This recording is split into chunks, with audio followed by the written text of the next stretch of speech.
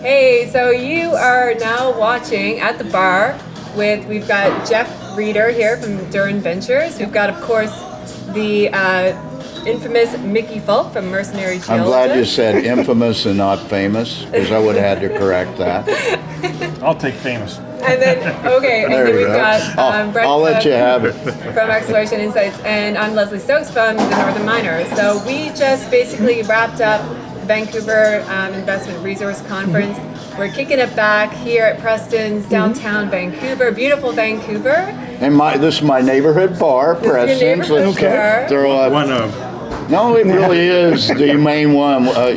My place is about a block away. So Yeah, and so we've just been sitting here. Before we started filming, we were discussing some of our, favorite memories of meeting up with a bunch of geologists after a hard day's work at the bar, and kind of what sort of memories kind of kicked out of that. So I don't know, Jeff, what were you? Well, I've been working most of my career in South America, and that's where I met Mickey back 20 years ago. Yeah, 20 years ago. And geologists. I remember your very first time that you guys done this. I was really intrigued by it.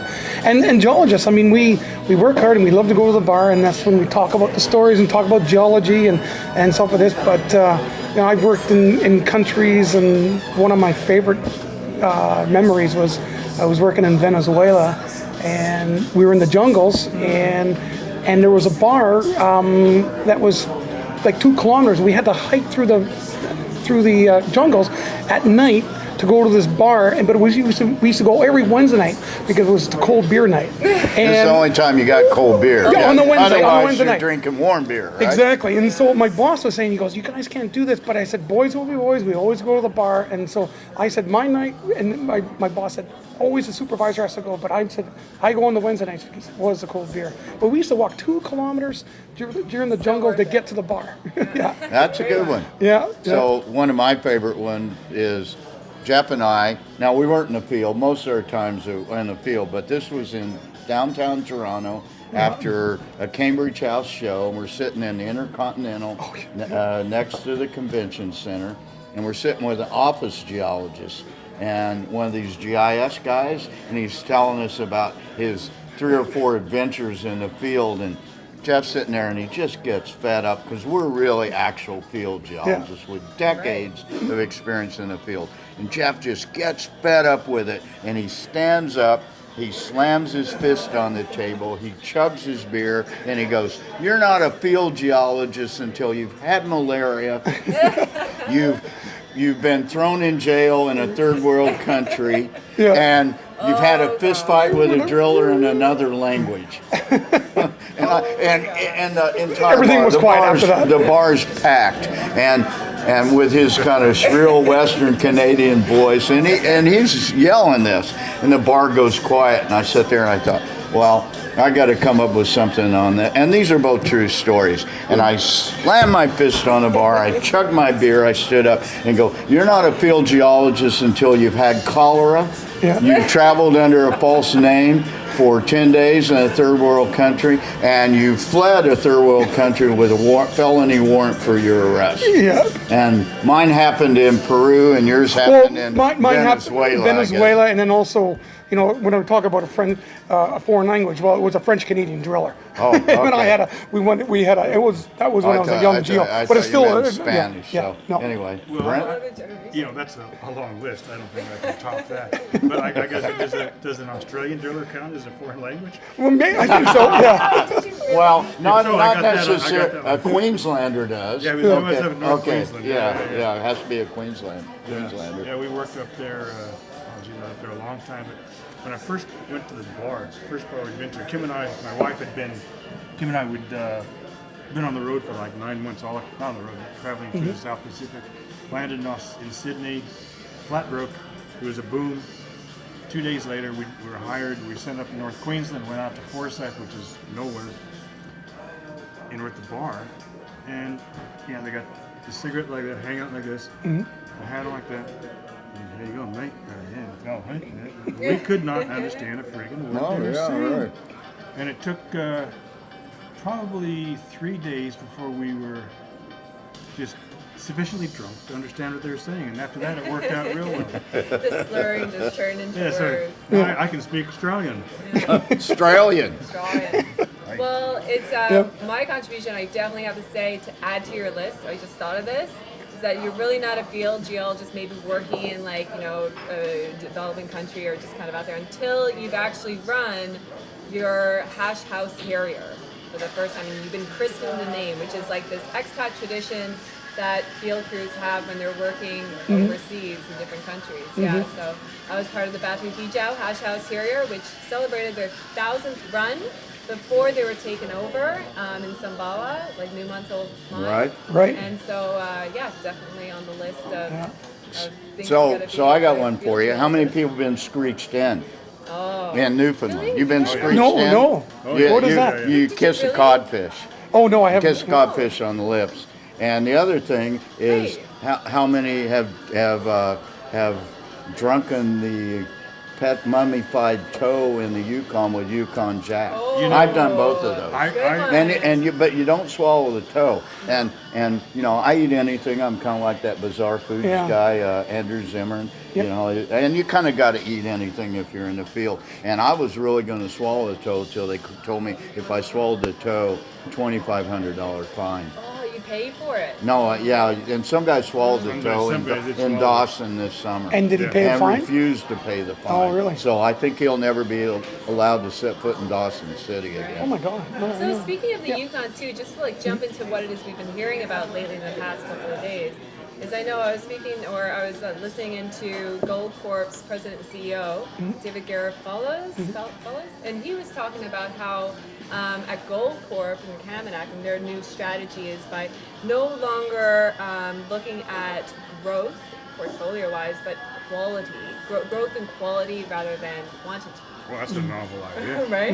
Yeah, And we've been so- harping on that for how long now, Brent? Well, isn't that interesting? Because that's a different Yeah, story. well. So, what do you guys think about in terms of district potentials that they might be looking at, and that you guys are looking at? Someplace where you have a company that has really large tenement package in a really interesting district that has a lot of potential. Is there anything that like kind of comes to your mind? Well, as now peers? I'm gonna show you what geologists do at the bar. Oh. And so Draw the map. here's my Cover your eyes. here's we draw maps on on bar We're napkins. gonna put And a districts. hangman. And we draw cross sections. Yeah. So I'm gonna draw my latest district play. Okay. Oh, is it? Yeah. Can I guess as you're doing It's zinc. Do you want my pretty gold pen to draw your zinc play? It's not working. So here's the Republic of Ireland, Okay. and Oh. a company I'm involved with now controls 40 kilometers of a zinc play That looks like in Ireland. South Central Ireland. Yeah. Right. Yeah. Hannon. Hannon. Hannon. Yeah. Yeah. Yep. Okay. Founding That's- shareholder okay. Hannon. You know, I've looked at that. It's really interesting, It's deep. but you've got to drill that thing off on 25-meter centers, and it's 400 meters deep. So There- that's kind of a bitch. Yeah. And how but is- but it's a basin.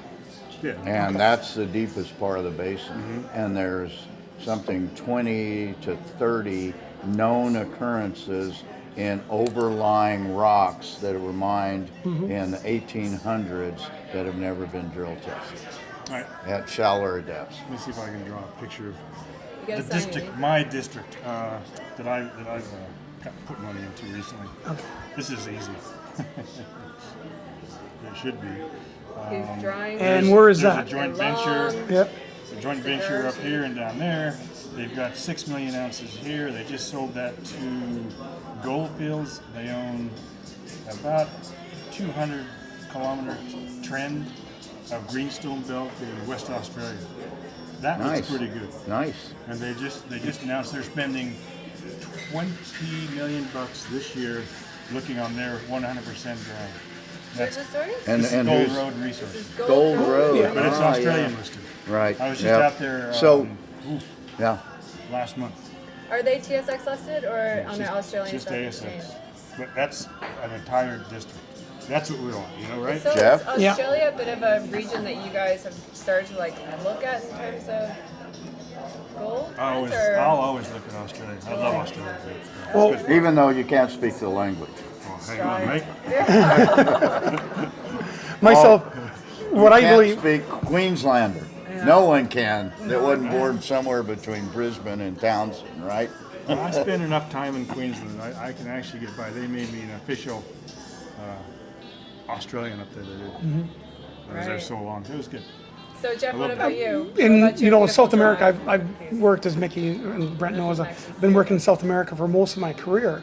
And I'm on the Peruvian geology, which you know quite a bit Yeah, about. right, yeah. It's this belt of rocks that come The Golden through. Triangle. Well, but it's a tertiary rocks, and it goes from all the way throughout the Peru, and those are where all the epithermal, all the way through. And the Yanacocha was way up here, which was Yeah. a 50 million ounce ore body, and it's going to be coming to the end. But there's new little deposits are being found all the way through this belt, and even some of them at 500,000 ounces will make it because they're just very good You metallurgy. get Guido Castillo to mine it, right? That's right. Yeah, and every time when some junior finds a small little ore body with 300,000 or 400,000 ounces, everyone says Guido's got another mine. Yeah, exactly. So, and this is where I've been focusing most of my Well, career. so Alto Chicama is Well, 8 million ounces, and and it- it's almost all and it was mined a out. blind. It was a blind It's a blind discovery. discovery. And they hit it on hole 169. Yep. You know- And there's Piorina, which Piorina. mined 9 million ounces Yeah. of gold. That was And that's a beautiful story too, Yeah. because it was sitting there, and the geologist has to get out in the field and bang rocks. And I always say, even if when I tell my geologists, I always tell them, I say, go in the field and take samples everywhere, because at least we know you've been there. Because sometimes you Yeah. don't, like, how come this part of the map is blank? And then I find out that, oh yeah, we walked there, we didn't see anything. No, sample it, Right, because you you- get a 100 or 200 ppm anomaly. gold is in where rock. you find it in some of the Yeah. deadest looking rocks. We used to say, and I'm probably going to rile some people up, is that rock is either as hard as God's head or as dead as Jesus. But Never heard that. I like we that. might want to cut that. I might use that. I'll Yeah, keep yeah, but But that, it goes to show you. I mean, here's an example. Go to the San Francisco mine, Timmins Gold Mine, which is soon to shut down, I think, and look at that rock and tell me if it's something you would sample if you walked across. I don't think you would, but it's an ore body. It was mined. So you need. Your point's well taken. You're a geologist and you're working every day, you ought to carry a load of rocks off the mountain on your back every day. Yeah, and I always tell my guys, there's no excuse for not coming back with rock samples. So this is my next question to you guys then. With these districts that you have so beautifully drawn, this looks like a banana bandit. I think my map's the best one of them. So, Mine looks like a potato What does yours because look like? it's a potato. It's Ireland, okay? a potato with glasses, smoking a cigarette. And north is up. This, I don't, Okay, this is like okay. a North is always up. Exactly. Hey, we neglected to put scales. Yeah. We have to put scales and Yeah. north arrows on our map, Yeah. okay? Well, What just kind a- of field geologists what's are wrong we? with you guys? Come This is on, garbage. put a scale on your map. So my question for you guys is if you can go through and say, with these districts that you've chosen, the companies that are working in there, what is it about the company that you like as their geologist? Like, what is the quality of the work that they're doing, and why are you interested in that particular district and that particular company? You know Right. what I think is that This is Gold Road Resources, right? Gold Road, okay, and I think we all agree with this, is you've got experienced guys with innovative ideas going to new areas. Means bald guys or guys with gray beards. That's right. You know, Like him There and you- me. Right over, Brent. going to new areas Yeah. with new concepts, mostly covered ground, and doing the detailed work it takes to come up with an idea where you're going to find something that no one's looked. Because you can always add a little bit around a mine, the mining companies can do that, but bottom line, we need new districts and new discoveries. The only way you're going to do that is with new ideas into new areas. It's going to be hard. Agreed. And Agreed. So these guys have turned something completely different, because this is in the Yilgarn, is it? Like down the kind of Western Australia, but in the southwest. It's the furthest furthest east greenstone belt mapped in Australia. Right, So so it is hasn't it- been looked at very much. It's never been looked at. It's mostly covered with sand. Right. So they were able to like probe deep, discover that greenstone belt, and come up with these There's numbers. outcrops. There've been some work, and the Australian government had done some work and mapped it. So there was information. Yeah. But they put it together, went out there and found 6 million ounces. That's amazing. And Mickey, what about what? So Hannon so Metals Ireland- is run by a group of Aussies. Now they're not Queenslanders, There's a but theme. but they're a bunch of Aussies that I have been involved with 3 other startup companies, all of which went to multi-dollar valuations, and this is their next venture.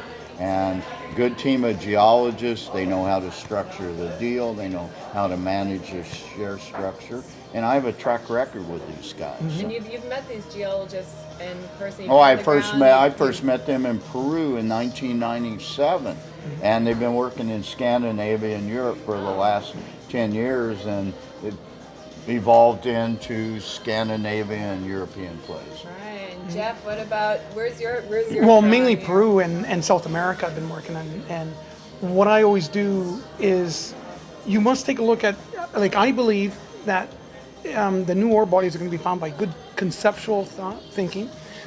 It's not going. Your ore bodies are not outcropping anymore. Those things are gone. I mean, they're mined. And I always look for, if we're looking at a porphyry system, look at the porphyry system is always the recessive area. Look at you look at the surrounding rocks, and some of the discoveries that ever happen is always undercover.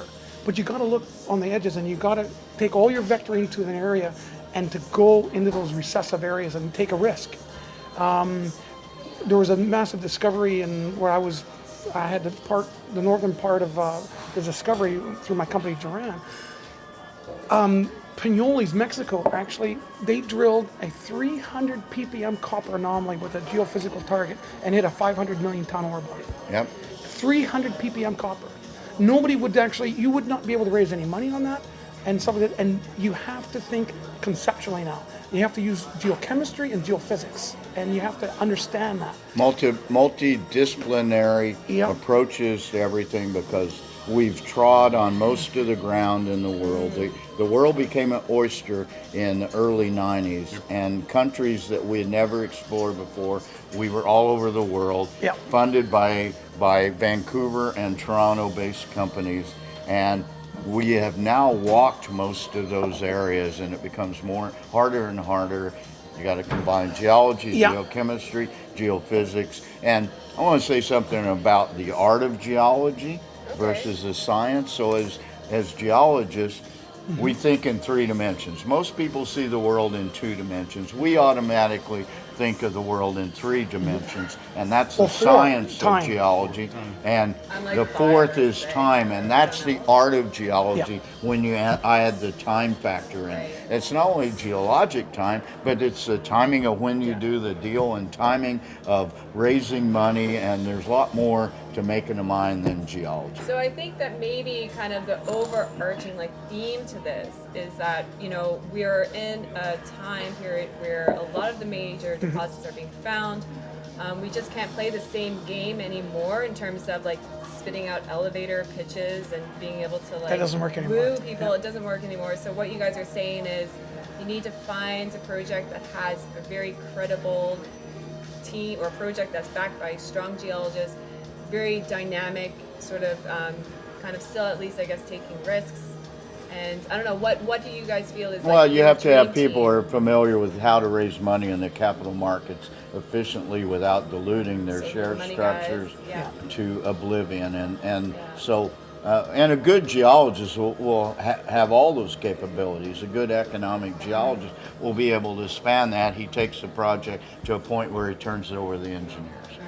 Okay, so we got to cut this short, apparently. Yes. Okay. But we're going to have a bonus section at the end, like the Daily Show used to have, where you can look at other videos, because I think we're certainly into some good stuff. Okay. Yeah. Okay, so what you need to do is find, you need conceptual ideas. You're drilling 500 or 300 ppm or ppb copper anomalies.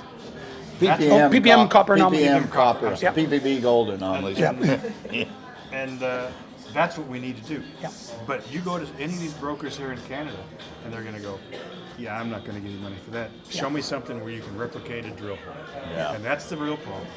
Okay, so I always do a toast at the end of these, and usually they're in Spanish, so I know Jeff's going to understand. But this is a Mexican toast. Yeah. I'll put on Siri Brent to too, translate it for and me or something. it's the way things work in Mexico and the way Mexicans think. Okay. Okay. And I love Arriba. Mexico. Yeah. It's a tomar Atamar. porque el mundo se va a acabar. Okay, que bien. And that means let's drink because the world's going to end. And also another one in Mexico is arriba, abajo, Abajo, centro, adentro. por dentro. Cheers. Cheers. Cheers. It's worth